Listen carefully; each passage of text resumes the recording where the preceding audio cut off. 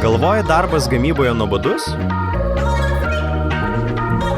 Pasižymiu atvykimą.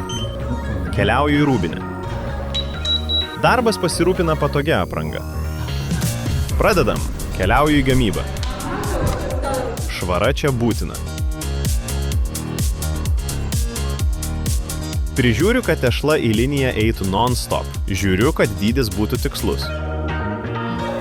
Koreguoju linijos nustatymus. Tikrinu iškeptos spurgos kokybę. Įdaras, jo visada turi būti pilna. Paskutinis ček ir spurgos keliauja toliau į šaltį. Pietūs! Sumuštiniai, spurgos, krosanai, viskas nemokamai. Keliauju į prancūziško batono cechą. Įvertinu, ar tešla tinkama gaminti. Ir čia viskas prasideda nuo tešlos. Stebiu visus nustatymus. Matuoju gaminius, kokybė svarbiausia.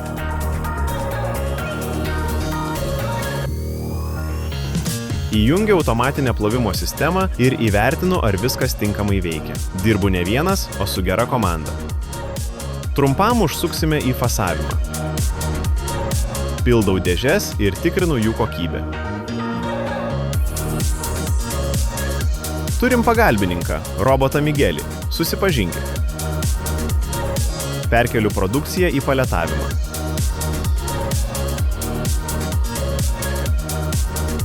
Papildau dėžutes, kad nieko netrūktų. Daug procesų vyksta automatiškai. Keičiu pakavimo plėvelę. Prižiūriu, kad viskas veiktų sklandžiai. Ačiū, kad praleidai dieną kartu. Tapk operatoriumi ir tu.